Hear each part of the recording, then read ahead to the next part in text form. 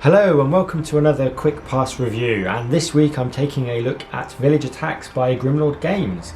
So not too long ago I was at the UK Games Expo and wandering around fairly late in the afternoon before I had to head home with a little bit of money, I would say, burning a hole in my pockets, and I came across this game and I thought, let's go for it. So we'll have a look at the front artwork here in a second, because what I really wanted to do was just draw your attention to the back straight away. And so the main reason I decided to purchase this, I've not looked at any reviews or anything like that, it was purely on a whim, and it was because the setup of the game is one that I really like, where you take the role of the bad guys and you have to defend yourself against the heroes, and in this case lots of peasant villagers who are coming to attack you. And I think it was Dungeon Keeper in the 1990s made me a real fan of this style of game, where you take on the big evil boss and tried to build up your dungeon, set lots of traps, recruit minions, and then fight off the enemy heroes. And this seems to have a very similar style. So from the description it talks about each player cooperatively working together as the monsters to try and defend your castle against the villagers that are attacking. And that's basically all I know about it just from reading the back. So yeah, definitely quite an impulse purchase. So let's take a look.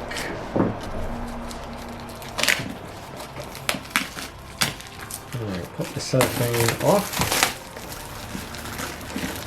It's quite a weighty box as well. It's a good size to it. You definitely feel like you're getting value for money here. And now, without the cellophane to reflect off of the studio lights here, let's take a look at the artwork. I think this is a really pleasant blend of oranges, and I think it gets the point across really well. You can see this is who you're supposed to be, silhouette from behind. You can see a mixture of peasants and heroes with their pitchforks, very important. No villager attacking a monster would be complete without a pitchfork. And lots of torches. I think it's a really pleasant style. I think the kind of dichromatic artwork works really well for front covers. I think that it's alluring with the range of brightness without being too overwhelming. So we'll take another look at the back, and we've got some nice artwork on the sides as well. And yeah, one of the things that actually surprised me about UK Games Expo as my first sidetrack of the video is how many times that you go across a stand and all the boxes are just like this. So you see box after box after box of just the front, and I'm thinking, well, actually what most people want to see is this. So turn at least one or two of the boxes around so that people can see the contents behind, and these look quite nice. The miniatures look quite good. We've got the theming of the artwork. This layout is very nice. I think, yeah, it's really well laid out. It's very easy for me to, when I was reading it, just to sort of quickly skim through that and just read out some of the key features. So one of the things I think is important as well when you're doing product design is when you have a lot of text like this, you basically want to get the important points across in the first sentence of each paragraph, because that's how people are going to skim read it. They're not going to read the whole of a paragraph. They're just going to read the first line. So doing that, we can say, there is a place where evil calls home. Deep in the foothills of a secluded land stands a castle where creatures of lore and legend reside, and from here they strike out the world and cause unspeakable terror. Village Attack is a cooperative castle defense game for 1 to 5 players that see players taking on the roles of the most infamous and feared creatures of folklore and legend. The villagers are controlled by the game itself, making Village Attacks a completely cooperative experience. The castle interior is constructed using a modular tile system made up from beautifully illustrated game tiles that allow for near limitless combinations and layouts. Village Attack use custom dice to control the outcome of your turn. Each monster possesses their own unique abilities that they are able to level up by slaying villagers and completing objectives. And I think actually that's basically all you need to know, isn't it? I think you're going to make a decision on that, and my decision was yes please. So let's have an opening of the box itself. Wow, there's some weight here. So most important thing, oh, that's a good game smell. Yeah, classic new box smell. At least a 9 out of 10. Yeah, 9 out of 10 for that one. Okay, Village Attack rulebook, artwork. Really nice icon, lovely deep red. I think that's very attractive. Good contrast with the yellow border. Yeah, very nice. So we'll come back to look at the rulebook in a sec. And oh wow, here are the miniatures. So what do we have? Looks like we've got a top layer here. So let's pop the lid off.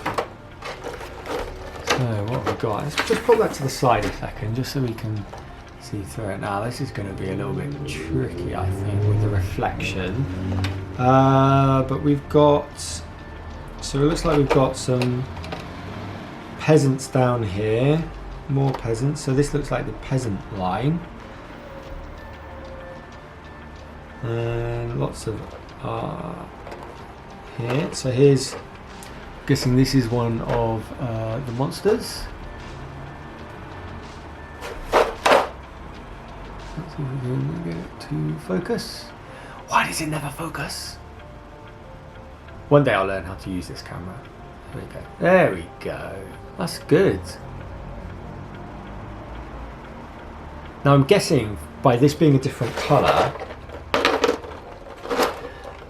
that it's probably like a different quality of miniature as well. Maybe the resolution or the design is just a bit better than some of the others. But I'm really pleased to see that it's not, it's quite firm plastic as well. It's not the really bendy PVC, it's quite firm. Obviously when you get the smaller bits like this, it's going to be a bit flimsy, but even that's quite solid. Yeah, so impressed with that. Let's have a look. This Pitchfork Villager. A little bit bendy on the legs, but pretty solid overall. That's good quality. Nice to see that they're all individual as well, so you can sort of play straight away. Actually, maybe the different colour here is just to quickly denote which one's a monster. And then we've got some unique ones here. So I guess these are the hunters or the heroes. This guy's quite interesting. Got a big horn behind.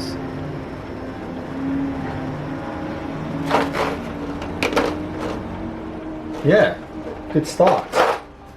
On to the second row of miniatures. I seem to have jumped these out a bit from picking them up. So yeah, here we have some more monsters. To the side. See if we can get this out of shot completely.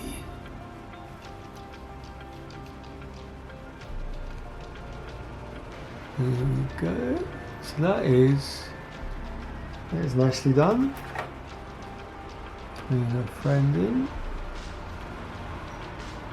Looking like another vampire as opposed to a demon. Some sort of necromancer. Yeah, good quality. I like this. I mean, you'll always get some dedicated mini manufacturers which have just even more quality, but for this sort of game, I think this is more than adequate. Looks like there's lots of contours, which makes painting really easy, because you just need a base coat and a wash, and that should pick everything out, especially if you go for like a bone white type colour all over, and then just use a glaze or a wash to provide the colour. That's a nice easy way of getting the miniature painted really quickly. And it looks like we've got some hero guys as well. Yeah, this looks like maybe the other one was hunters and these are heroes. I guess we'll find out when we look a bit more at the rulebook. So yeah, these guys are just what you need, and they wouldn't look out of place in another game.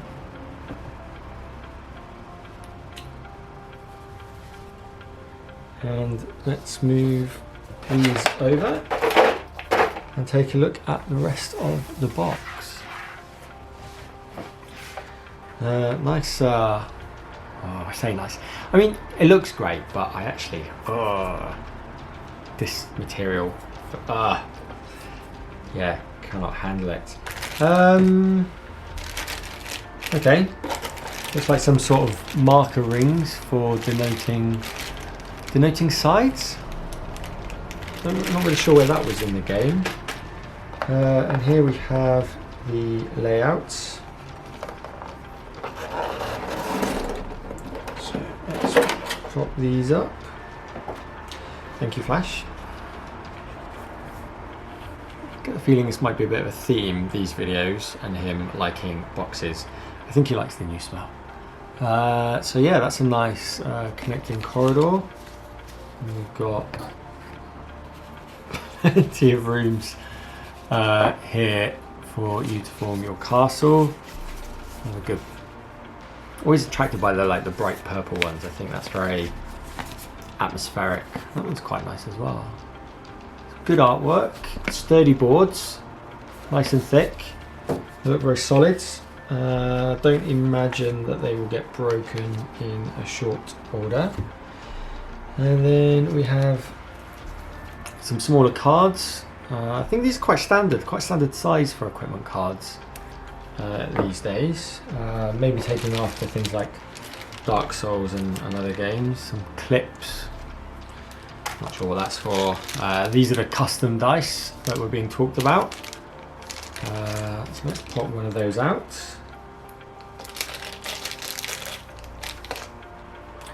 So it looks like they're different on all of the sides. So we've got a shield, some sort of swirly eye.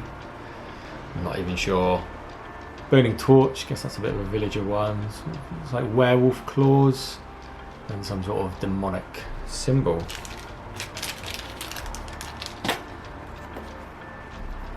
Metal coin, cos. And then it looks like we've got some character cards. So we can play the Banshee. It's really nice artwork. Yeah, I think that's good. Well laid out, you've got lots of good information. I guess this is where some dice go for your turn. I'm guessing some cards and things go in here, but it's really nice to have big artwork alongside it. That is upside down. We have the Succubus Demon. Seduction, Infatuation and Embrace. We have the Leash.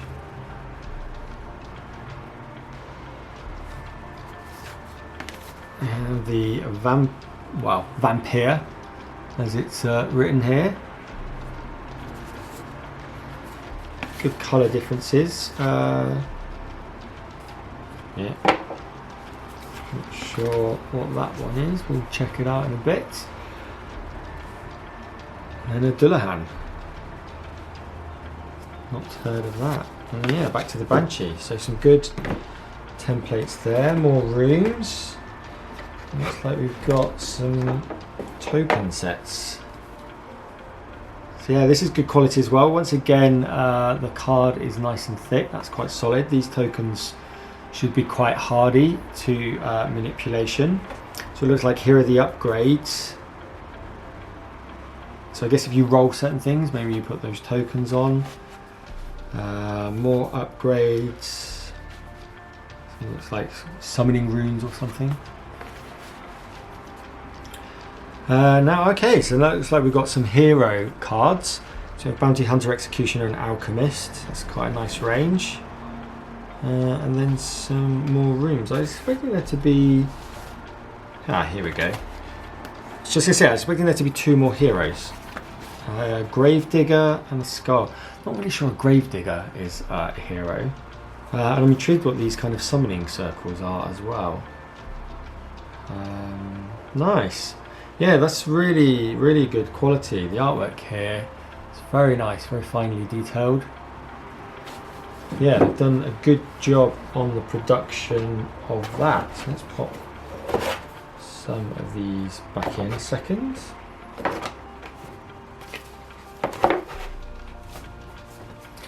gives everyone an opportunity to have a quick look. And as it goes back in, and then we'll leave that for now. And then let's take a look through the rulebook. So here we go.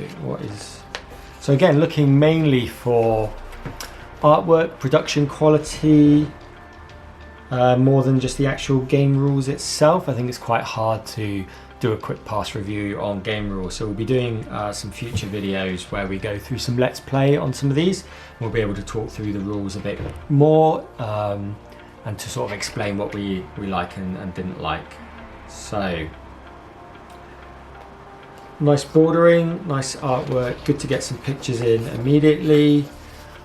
This is a new, well, not new, it's a new trend in the sense that it's probably been going sort of 5 years in a way that's like really common and kind of like everyone does it. But I think it's good to have these game contents to really explain to you everything that is going on. So yeah, we have the monster miniatures, we've got the hunters, peasants, and then we've got those heroes. Nice little explanation of all the things that we have looked at. So yeah, coloured clip-on bases. I'm interested in seeing what they do. Straight into the introduction. Pretty much actually the same as what is on the back of the box, so that makes sense. Component breakdown. So it's nice to have these sort of definitions to explain what goes on. I think it's good from 2 points of view. Firstly, it's a really good way to introduce it, and secondly, it's really good for referencing. So if you forget what something does, you can go and have a look. Okay, that metal token looks like a day and night token. Let's see if we can find what those clip-on things are. Coloured clip-on bases. Can't see them immediately.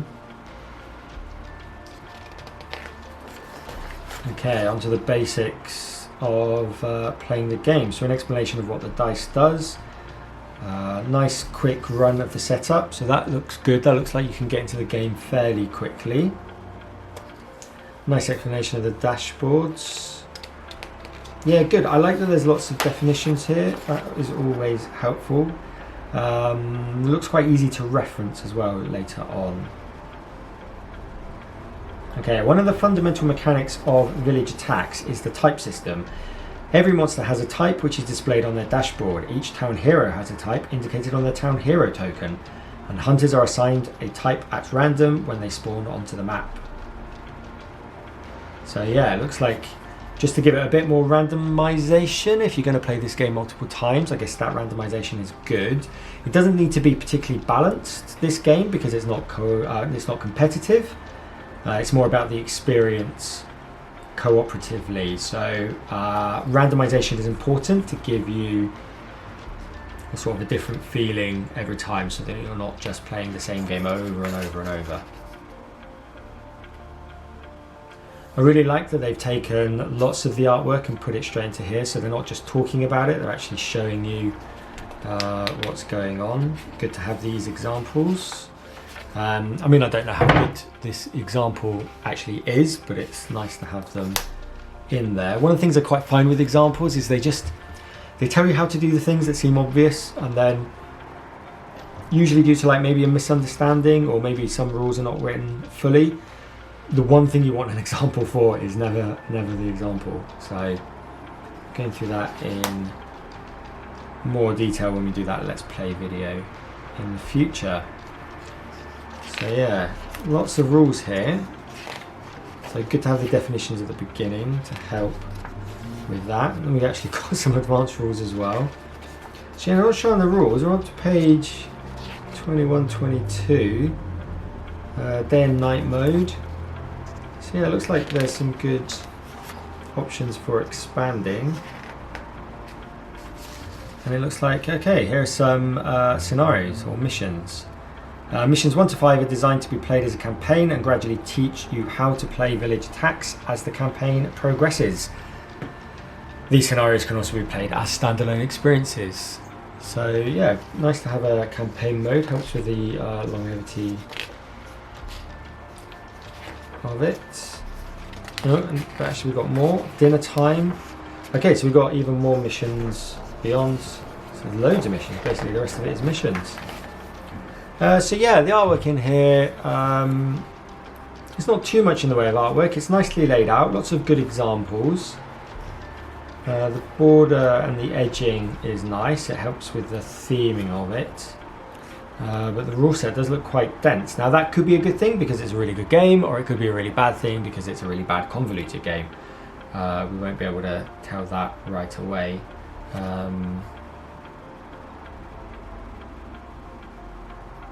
Okay, that's for the slots. Yeah. So, overall impressions. Well, it certainly hasn't made me regret anything. I think